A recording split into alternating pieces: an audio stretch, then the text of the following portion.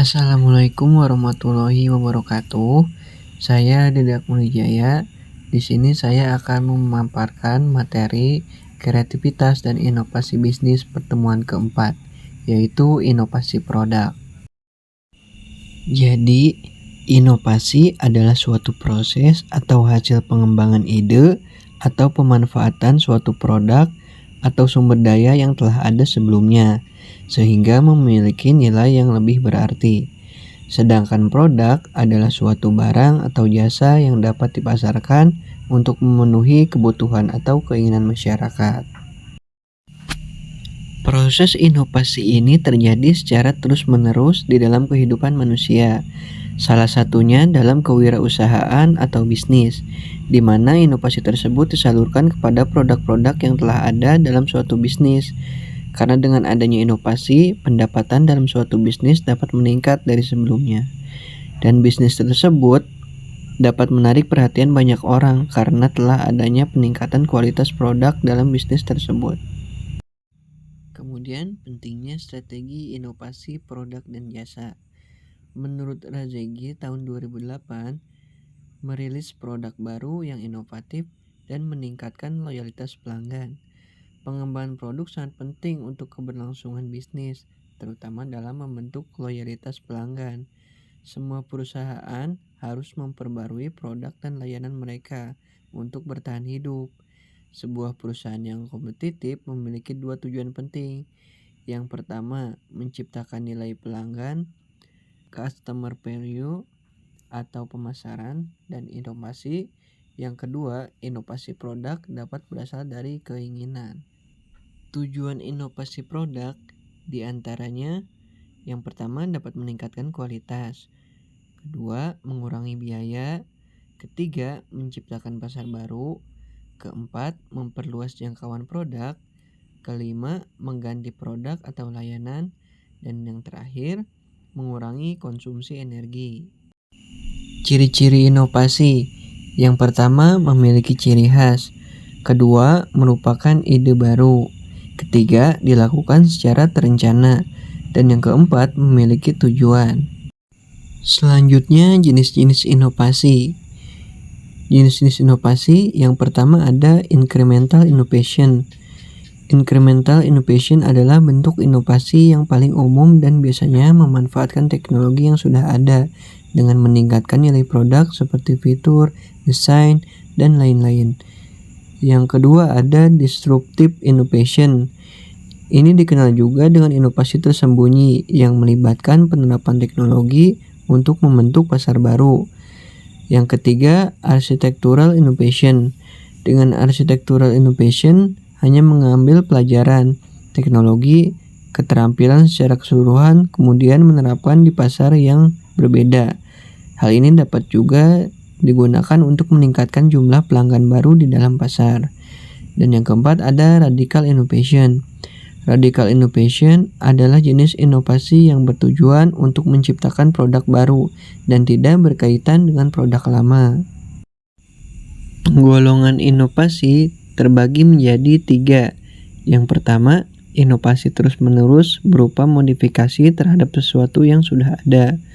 Yang kedua, inovasi terus-menerus berupa pembuatan produk yang baru atau merubah produk yang sudah ada, namun tidak merubah pola perilaku yang sudah mapan di mata konsumen. Dan yang ketiga, inovasi terus-menerus, yaitu menciptakan produk yang baru dan tidak ada kaitannya dengan produk lama. Proses inovasi ada 2 tahapan khusus yang dilewati, yaitu discovery dan invention. Discovery adalah sebagai penemuan unsur-unsur kebudayaan baru yang sebenarnya unsur yang ditemukan itu sudah ada, baik itu berupa ide yang baru atau alat yang baru yang dihasilkan oleh seseorang atau rangkaian beberapa orang dari suatu masyarakat. Kemudian ada invention. Invention dimaknai sebagai penciptaan sesuatu yang baru, yaitu yang benar-benar baru atau belum ada sebelumnya. Penciptaan ini bisa berasal dari proses perbaikan dan penyempurnaan terhadap sesuatu yang sudah ada. Kemudian, manfaat inovasi. Yang pertama, Inovasi dapat memecahkan masalah yang sulit untuk diselesaikan. Kedua, inovasi dapat meningkatkan produktivitas perusahaan. Ketiga, inovasi membuat bisnis Anda menjadi unik. Dan yang keempat, inovasi dapat mengalahkan kompetitor yang kuat. Dimensi inovasi produk. Menurut penelitian Skardila Pratiwi tahun 2016, terdapat 3 dimensi inovasi produk.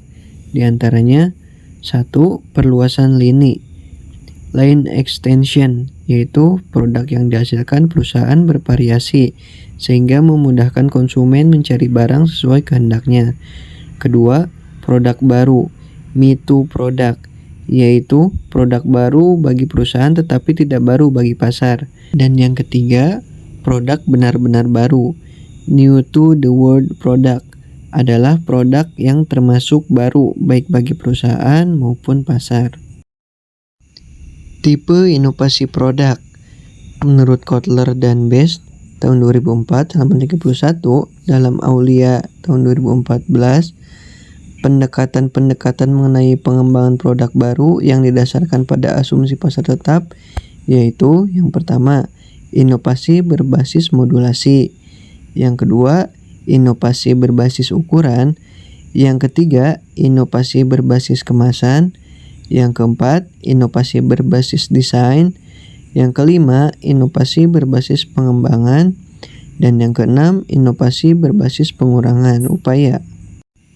Menurut Ellitan dan Anantan tahun 2019 halaman 39 dalam Lina Bunga tahun 2012, keputusan perusahaan untuk melakukan inovasi dipengaruhi oleh 3 faktor, yaitu yang pertama, kondisi industri di mana perusahaan, yang kedua, sejarah dan strategi perusahaan saat ini, dan yang ketiga, sumber daya manusia dan material.